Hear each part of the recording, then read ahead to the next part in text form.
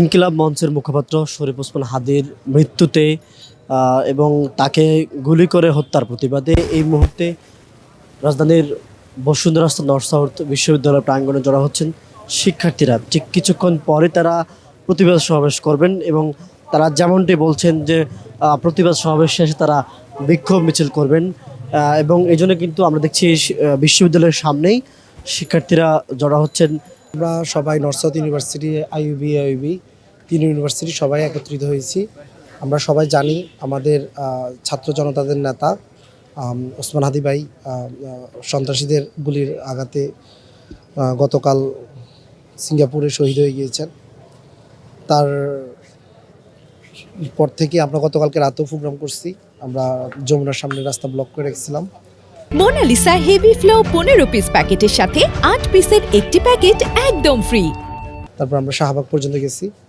So এখন actually আমরা সবাই ওই মাইন্ডসেটের মধ্যে নাই যে আমরা অ্যাকচুয়ালি কী করব। তো আমরা এখন এখানে এসে সবাই একত্রিত হয়েছি এই জন্য যে আমরা এখন প্রথমে সমাবেশ, একটা বিক্ষোভ সমাবেশ করব। তারপর হচ্ছে কি আমরা দোয়া মোনাজাত করে একটা মিছিল দিয়ে আর কি প্রোগ্রামটা শেষ করবো আজকের দিনের জন্য।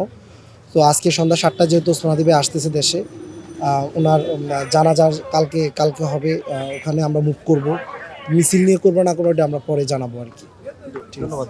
দর্শক, যেমনটি আসলে বলছিলাম যে আজকে শরীফ ওসমান হাদী তিনি দেশে ফিরবেন এবং তাকে যে গুলি করে হত্যা করা হয়েছে তার প্রতিবাদে কিন্তু এই মুহূর্তে নর্থ সাউথ বিশ্ববিদ্যালয়ের সামনে শিক্ষার্থীরা জড়ো হয়েছেন এবং তারা গায়েবানা জানাজার কথা ছিল, কিন্তু যেহেতু এখনও প্রথম যে জানাজা সেটি অনুষ্ঠিত হয়নি, এই জন্য কিন্তু শিক্ষার্থীরা কিছুক্ষণের মধ্যেই AIUB, independent university, north south এই তিন বিশ্ববিদ্যালয় মিলে শিক্ষার্থীরা কিন্তু এখানে জড়ো হয়েছেন। ঠিক কিছুক্ষণের মধ্যেই এই বিক্ষোভ সমাবেশ শুরু হবে।